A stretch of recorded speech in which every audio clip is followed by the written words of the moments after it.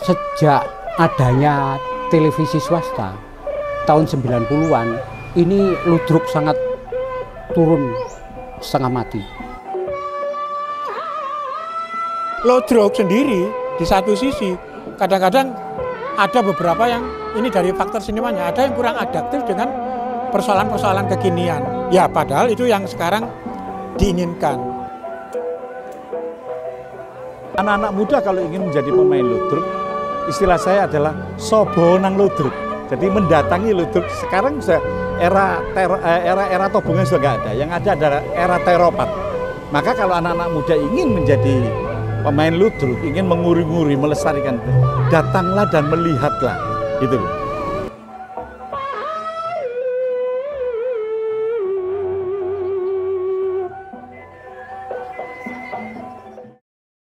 Assalamualaikum warahmatullahi wabarakatuh. Provinsi Jawa Timur tidak hanya kaya akan sejarah dan warisan budaya, tapi juga dikenal sebagai tempat lahirnya seni pertunjukan ludruk. Ludruk adalah sebuah bentuk teater tradisional Jawa Timur, memiliki akar yang sangat kuat di masyarakat dan telah menjadi bagian integral dari kehidupan budaya Jawa Timur. Ludruk itu sendiri telah ditetapkan sebagai warisan budaya tak benda atau WBTB Indonesia oleh Direktorat Jenderal Kebudayaan Kementerian Pendidikan dan Kebudayaan Indonesia tahun 2014. Melalui Dinas Kebudayaan dan Pariwisata Provinsi Jawa Timur, dalam hal ini UPT Taman Budaya, dengan program pendokumentasian seni WBTB berusaha mengangkat kesenian ludruk ini agar lebih dikenal masyarakat Jawa Timur, khususnya generasi muda saat ini. Masyarakat perlu menyadari bahwa melestarikan seni tradisional adalah investasi dalam identitas budaya. Memastikan bahwa warisan berharga ini dapat dinikmati oleh seluruh generasi dan khususnya generasi yang akan datang. Terima kasih, selamat menikmati. Wassalamualaikum warahmatullahi wabarakatuh.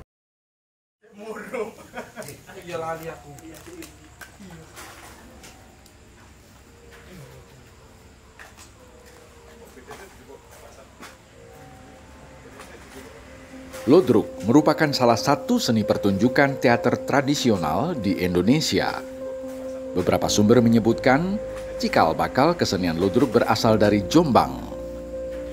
Ludruk dipentaskan oleh grup kesenian yang biasanya digelar di atas panggung. Ludruk mengambil cerita tentang kehidupan sehari-hari atau cerita perjuangan yang diselingi dengan lawakan. Ludruk juga menggunakan gamelan sebagai alat musik, sehingga gelaran ludruk terbilang cukup meriah.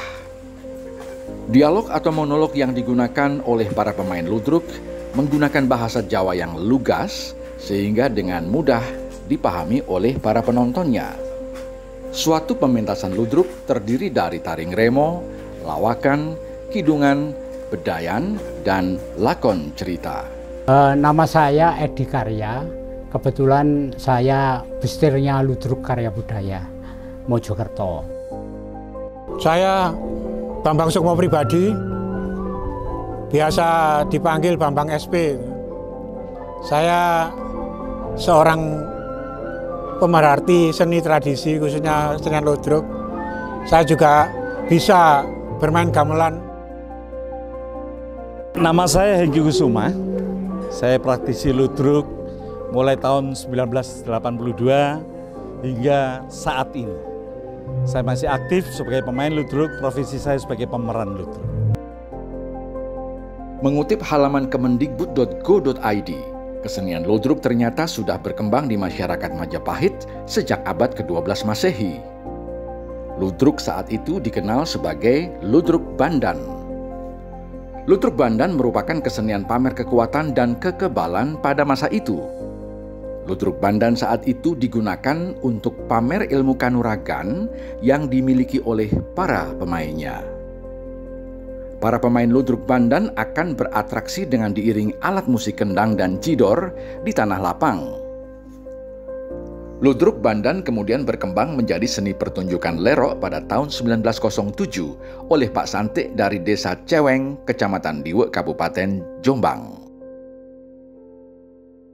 bapak saya memimpin ludruk. Karena Karya Budaya ini didirikan tahun 1969, saya masih di SMP. Jadi sejak itu saya sudah bergulat dengan ludruk, membantu bapak saya dan sebagainya. Setiap hari nonton ludruk, akhirnya ya tertarik banget dengan ludruk. Bahkan apa ya, di atas saya, jadi mbah-mbah saya, Pak D saya itu semua seniman ludruk. Bapak saya pimpinan ludruk, Pak D saya pimpinan ludruk, lalu mbah saya panjaknya ludruk. Paman-paman saya juga banyak pemain ludruk. Mertua saya penari remonya ludruk. Makanya ludruk itu sangat kental dengan saya. Bahkan saya pernah mengatakan keringat saya ini baunya bau ludruk. Ono gajah mangan duren, anake kadal budal sekolah.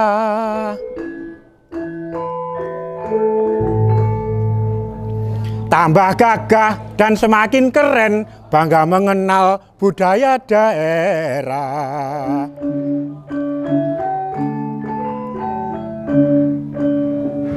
Adat budaya daerah, cermin kebudayaan nasional.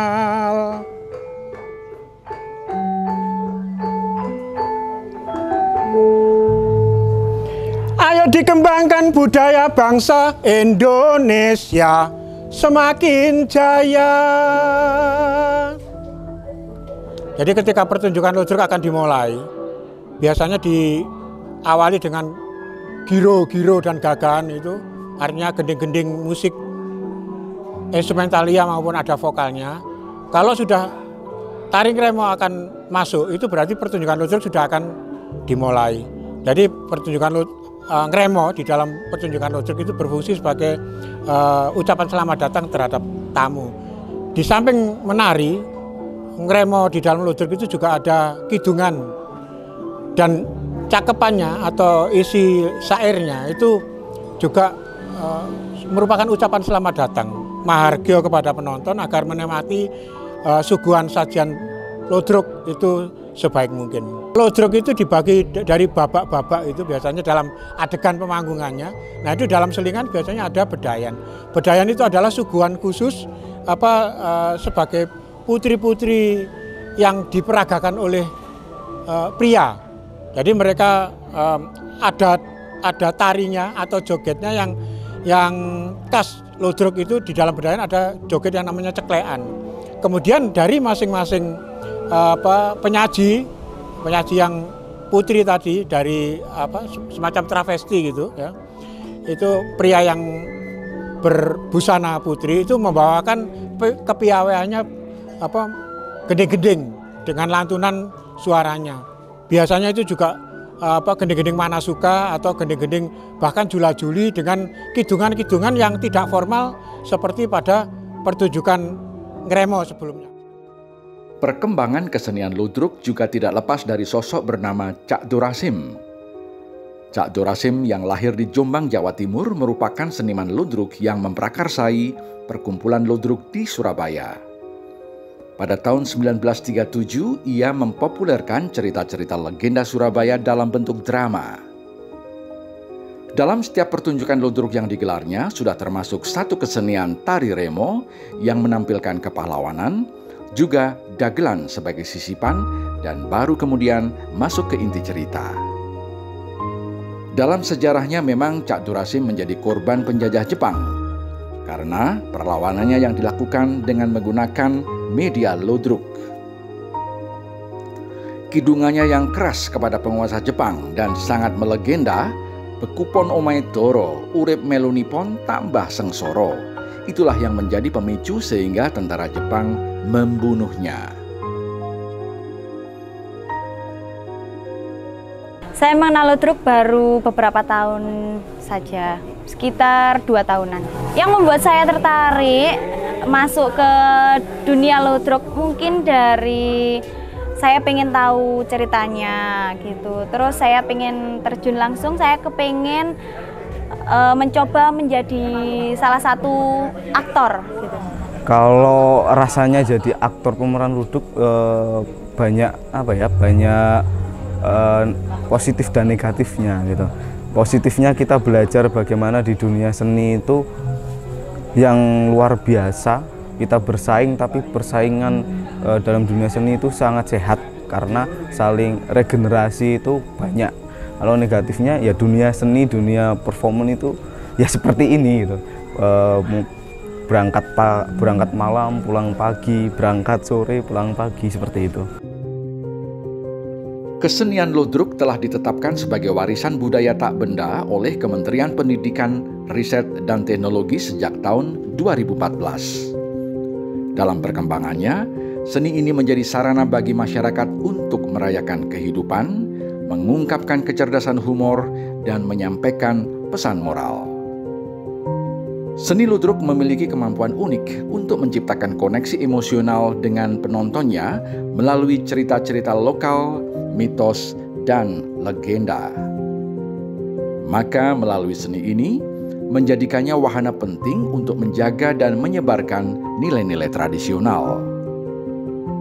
Seni ludruk terus memberikan hiburan dan mempertahankan warisan budaya, sehingga penting bagi masyarakat dan pemerintah untuk memberikan perhatian serius terhadap perlindungan sosial baginya.